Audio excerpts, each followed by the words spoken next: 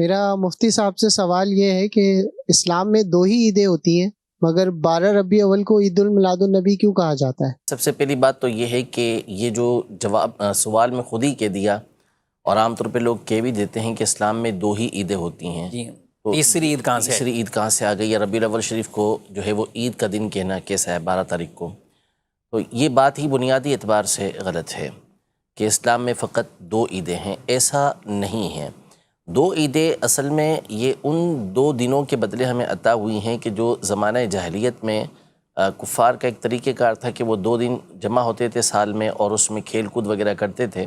تو نبی پاک صلی اللہ علیہ وسلم نے صحابہ کرام علیہم رضوان سے یہ ارشاد فرمایا کہ اللہ پاک نے اس کے بدلے تمہیں 2 دن عطا فرمائے۔ تو وہ 2 دن یوم الفطر یعنی عید الفطر اور عید الاضحیٰ کا دن تھا، لیکن اس کا معنی یہ نہیں ہے کہ اس کے علاوہ کوئی عید کا دن ہے ہی نہیں۔ بہت سارے دلائل اس پر عقلی اور نقلی اعتبار سے یہ موجود ہیں، یعنی کتاب و سنت سے بھی موجود ہیں اور عقل کے اعتبار سے بھی موجود ہیں۔ ہم خود ہی دیکھ لیں کہ کیا ہم صرف یہ 2 دن ہی جو ہے اس کو عید کا دن کہتے ہیں، بلکہ ہمارے یہاں جو عید الفطر کا دوسرا دن ہوتا ہے اس کو بولتے ہیں یہ دوسری عید ہے، تیسرا دن ہوتا ہے تو اس کو بولتے ہیں یہ تیسری عید ہے۔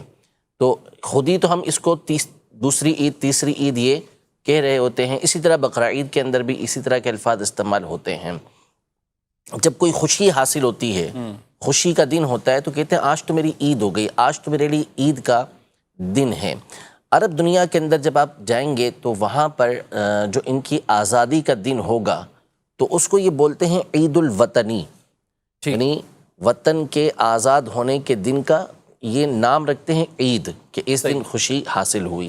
تو عید بنیادی اعتبار سے اس دن کو کہا جاتا ہے کہ جو وہ خوشی کے جو لوٹ لوٹ کر آئے، عید کا معنی ہے وہ خوشی جو لوٹ لوٹ کر آئے۔ تو یہ تو ایک لغوی اعتبار سے اور ایک سمپل مثالیں ہو گئیں۔ باقی اس کے علاوہ یہ کہنا کہ 2 ہی عیدیں ہیں، یہ بنیادی اعتبار سے احادیث طیبہ کے اور قرآن کی نصوص کے خلاف ہے۔ نبی پاک صلی اللہ تعالیٰ علیہ وسلم کا واضح فرمان یہ موجود ہے کہ آپ نے ارشاد فرمایا کہ جمعہ یہ مسلمانوں کا عید کا دن ہے۔ جمعے کے دن کو نبی پاک صلی اللہ علیہ وسلم نے عید کا دن قرار دیا۔ تو اب پورے سال کے اندر 52 جمعہ آتے ہیں، تو یہ الگ جو ہے وہ جو ہے عید کے دن ہو گئے۔ تو اتنی ساری عیدیں تو خود نبی پاک صلی اللہ تعالیٰ علیہ وآلہ وسلم نے بیان فرمائی۔ یہ مسند احمد اور کئی کتابوں کے اندر حدیث پاک موجود ہے۔ اسی طرح صحیح بخاری شریف کے اندر یہ حدیث پاک موجود ہے کہ حضرت سیدنا عمر رضی اللہ تعالیٰ عنہ سے یہود کے ایک شخص نے یہ عرض کی کہ اے امیر المومنین، آپ کے قرآن کے اندر ایک ایسی آیت ہے کہ اگر یہ ہم گروہ یہود کے اوپر نازل ہوتی تو ہم اس دن کو عید کا دن بنا لیتے۔ تو حضرت عمر رضی اللہ تعالیٰ عنہ نے اس سے پوچھا کہ وہ کون سی آیت ہے؟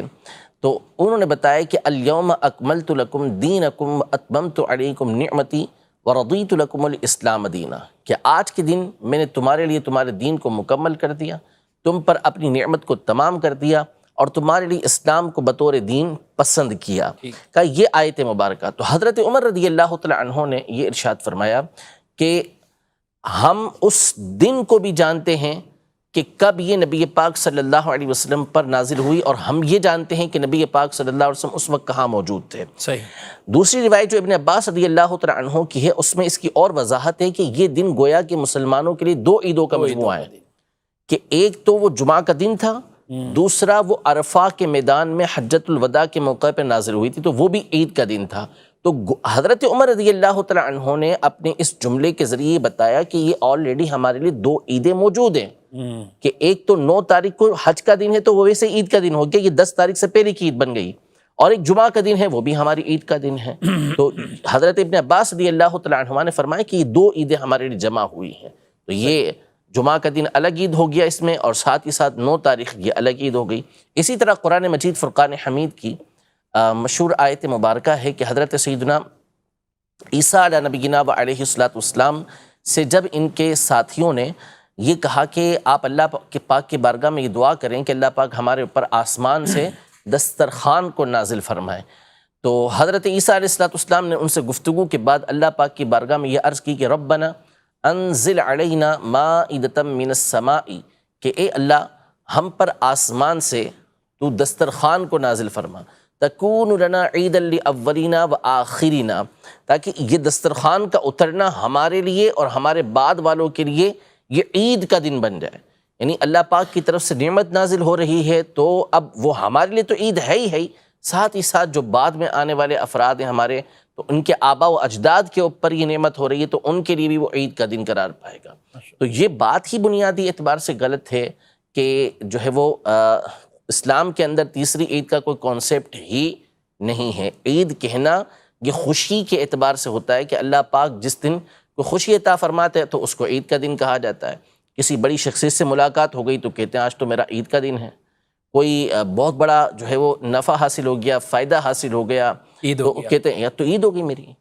تو یہ عام لفظ ہے، کہا جا سکتا ہے، اس میں کوئی اشکال، یعنی اگر عقل سے کام لیں گے اور قرآن و سنت کو دیکھیں گے تو اس میں کسی طرح کا کوئی حرج نہیں ہے۔ اور اس کو کوئی شرعی عید بھی نہیں کہا جاتا کہ جو باقاعدہ جس کے اندر، اچھا پھر یہی ہوتا نا، اس میں پھر نماز کیوں نہیں ہے؟ عید ہے تو نماز کیوں نہیں؟ یہ کوئی شرط ہی نہیں ہے کہ جو عید ہوگی اس کے لیے نماز شرط ہوگی، تو یہ تو اللہ کی رحمت ہے، اور اللہ پاک جس کے لیے جو چاہے مقرر کر دے۔ تو بہت بڑی عید اللہ پاک نے عطا فرمائی، اور اس دن عید کا حکم بھی دی، نماز پڑھنے کا حکم بھی نہیں دیا کہ عید کی نماز اس کے اندر پڑھی جائے۔ اور جمعہ بھی تو ہے، جمعے میں جمعے کی نماز پڑھی جمعے کی نماز پڑھی جاتی ہے، جو عام روٹین کے دن ہوں گے اس کے اندر جو ہے وہ 5 نمازیں پڑھی جاتی ہیں۔ 14 اگست کو کوئی کہے کہ بھائی آج کے دن کیوں نماز نہیں ہو رہی، کہ اللہ پاک نے اتنی بڑی نعمت عطا کی ہے وطن کی، تو عید کا دن ہے، عید الوطنی ہے، تو ان سے پوچھا جائے کہ اب عید الوطنی منا رہے ہیں، عرب شریف کے کسی شخص سے کہہ دیا جائے کہ بھائی عید الوطنی منا رہے تو اس کی نماز کب پڑھیں گے، وہ کیا بولے گا؟